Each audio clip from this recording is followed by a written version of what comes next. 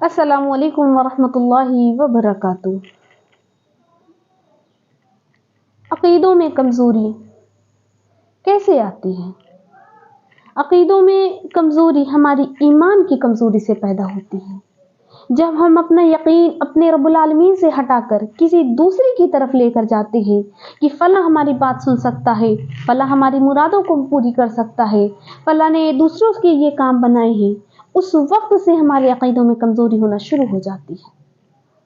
ہم جب اللہ کے سوا کسی کو غیبی مدد کے لیے پکارتے ہیں تو ہم یہ دعویٰ کر رہے ہوتے ہیں کہ وہ انسان یا وہ مخلوق ہماری دعائیں سن سکتی ہے اور وہ ہماری مشکل حل کر سکتی ہے۔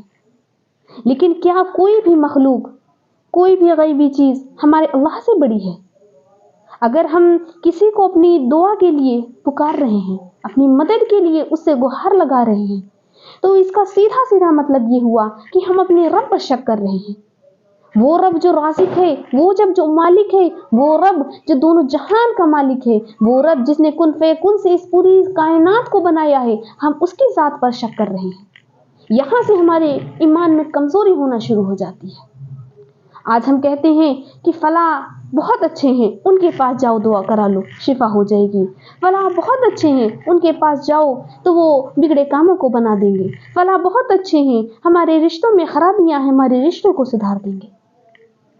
کیوں آپ اپنے رب سے دعائیں نہیں کر سکتے؟ آپ اپنے رب کو نہیں پکار سکتے؟ وہ جو فلاں ہے، کیا وہ بھی کسی اور کو مانتا ہے؟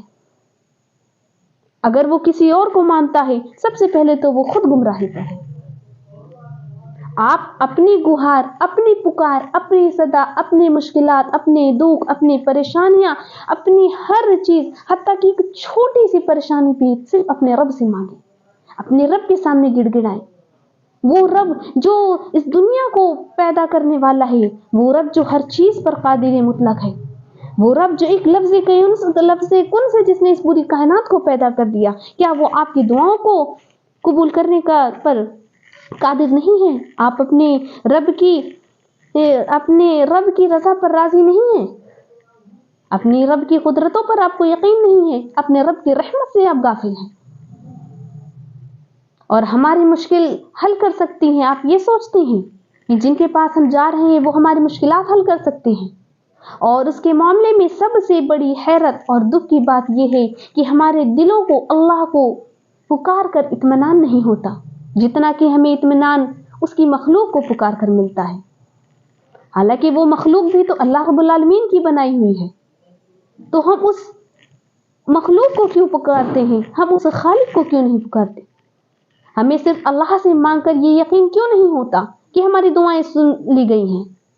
جب آپ کو لگتا ہے کہ اللہ کے ساتھ کسی دوسری ہستی کو شریک کیے بغیر آپ کی دعا قبول نہیں ہوتی، تو آپ کا ایمان اس دوسری ہستی پر اللہ سے کہیں زیادہ ہے۔ اللہم حافظنا من۔ پھر آپ اپنے اس فاسد عقیدے کو اپنی کھوکھلی وجوہات کے ساتھ جتنا مرضی جسٹیفائی کرنے کی کوشش کیوں نہ کریں، لیکن آپ نہیں کر سکتے۔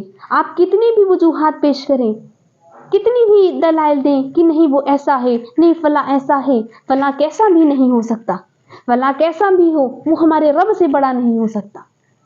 آپ ایک جھوٹے چیزوں کی طرف خود کو جسٹیفائی کرنا کہتے ہیں کہ ہم غلط نہیں ہیں، ہم گناہ پہ نہیں ہیں۔ آپ کو کس نے حق دیا دوسروں کے سامنے ہاتھ پھیلانے کا، دوسروں کے سامنے اپنی دعاؤں کو قبول کروانے کا؟ آپ اپنے رب سے کیوں غافل ہیں؟ کیا آپ کا رب قبول کرنے والا نہیں ہے؟ آپ ایک روز خود بیٹھ کر صرف اتنا سوچیں کہ وہ شخص جس سے آپ اپنی دعائیں قبول کروانے کے لیے چکروں پہ چکر لگائے جا رہے ہیں، وہ بڑا ہے یا ہمارا رب بڑا ہے؟ آپ خود کو کیوں مضبوط نہیں کرتے؟ آپ کا رب آپ کو دن میں 5 دفعہ اپنے سامنے بلانے کی آواز دیتا ہے، اپنے سامنے دعا کرنے کی توفیق عطا کرتا ہے۔ آپ اس کو چھوڑ کر کسی اور کے سامنے دعاؤں کا وسیلہ لگوا رہے ہیں۔ آپ اپنے رب پر یقین کامل رکھیں۔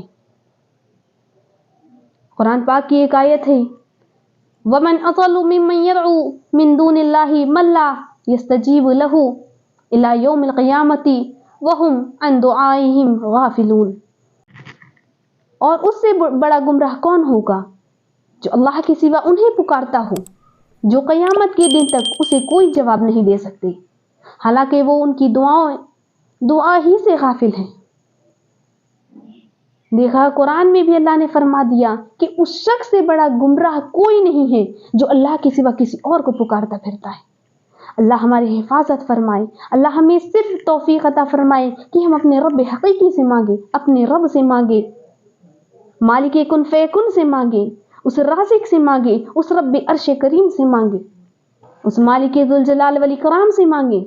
अल्लाह हमें राह रास्त की तौफीक अता फरमाए, इन गुमराहियों से बचाए। आमीन या रब्बुल आलमीन। अगर आपको मेरी ये छोटी सी इन्फॉर्मेशन पसंद आई, मेरे चैनल लिसन कुरान एंड हदीस को लाइक शेयर सब्सक्राइब करके मेरी हौसला अफजाई फरमाएं। जज़ाकुमुल्लाह।